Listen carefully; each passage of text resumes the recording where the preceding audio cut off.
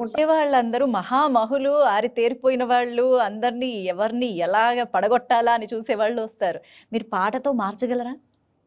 ఓ అమ్మా కృష్ణవేణి ఇంకా ఏం తెలుసుకుందిరో దేవుడా నరసయ్య తాత గురించి. నరసయ్య తాత పాట విని, అవును ఒక్క మాట అడగాలి, పాట విని బతికిండు, పాటతోని ఒక మనిషి ప్రాణం బతికింది, నిండు ప్రాణం బతికింది అనేది విన్నవా?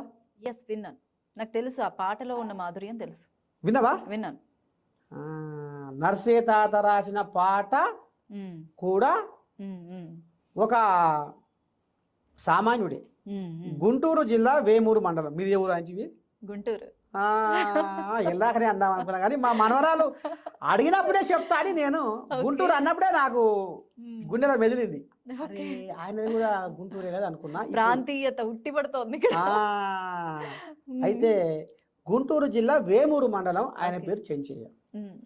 అయితే నేను గొర్రె కాసేటప్పుడు ఒక పాట, రైతు పాట రాసిన. అది అదేనా ప్రోమోలో వినిపించింది, బాగా పాడారు.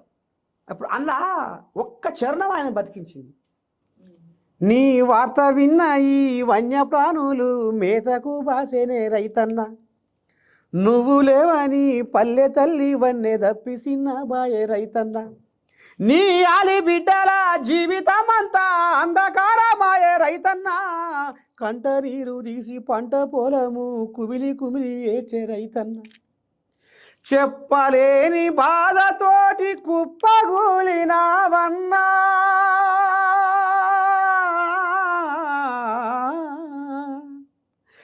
ఒక్కరోజే నువ్వు చచ్చి మము రోజు సంపబోకన్నా,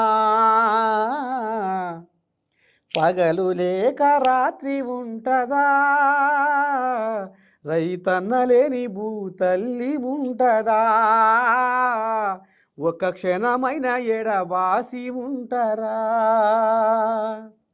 ఇలా పల్లవిలో లాస్ట్కు ప్రపంచానికే ఊపిరివి ఓ రైతన్నా, నువ్వు లేకపోతే మా బతికెట్లా, ఈ సృష్టికి మెతికెట్లా, ఇట్లా పెట్టి ఈ చరణంతో ఆయన ప్రాణాన్ని నిలపగలిగింది. నేను ఈ భూమి మీద ఉండా చచ్చిపోతా అని ప్రాణం మీద ఆశ వదులుకొని బస్సులో పోతుంటే, ఎక్కడో పోయి ఆత్మహత్య చేసుకుందాం చచ్చిపోదామని పోతుంటే, ఎవరో పుణ్యాత్ములు ఈ పాట పంపితే అప్పుడు ఆ పాట విని ఆయనే మానసిక ధైర్యం తెచ్చుకొని, మనోధైర్యాన్ని పెంచుకొని, నేను బతుకుతా, బతికి సాధిస్తా అని. రైతు తన కోసం కాదు, మనందరి కోసం బతుకుతూ చస్తూ బతుకుతున్నాడు.